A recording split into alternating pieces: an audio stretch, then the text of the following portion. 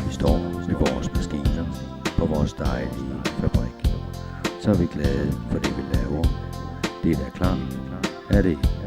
Vores hænder, de bliver bløde af at stå og glemme vogn, og vi kører med vores maskiner lige så længe som det går. Maskinen siger,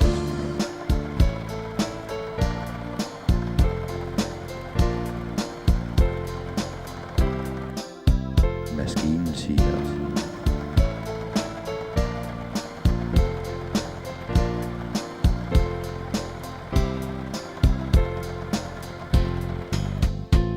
og så om dagen, når vi møder ind, så bliver vi som regel modtaget med et smil. Men det hænder der også, at Susie og Luffe, de tager sig et hvil. Så tager netgærne over, og så lyder opgaven som en på, at vi i gang i maskinerne for, og så mange dyner og puder kan nå. Maskinen siger,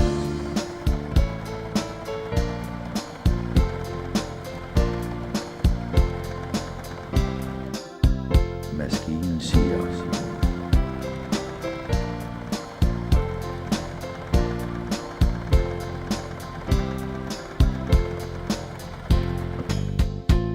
står vi så og mangler produkter, der har vi så det her fremkøb, og det hjælper os jo gerne sikkert lidt.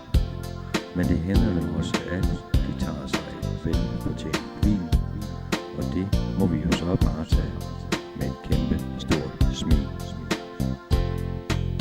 Maskinen siger,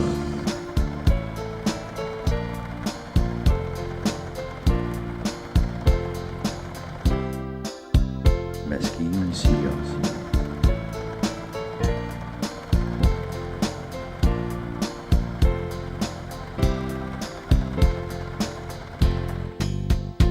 og når så klokken slår 5:30, så slår vi knappen på standby og går op i kantinen.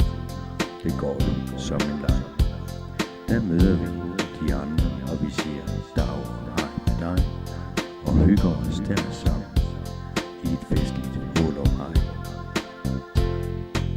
Og imens siger maskinen ikke.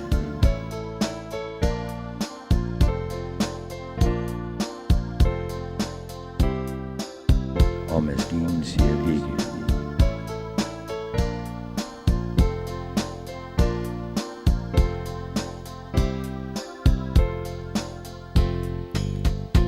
Og når så dagen er ved at være forbi, så tager vi alle hjem og glæder os til i morgen, for der skal vi jo på den igen. Der venter der os nye ordre, som så skal syes og pakkes, og der starter vi igen vores maskiner, og så kan der snakkes. Og maskinen siger,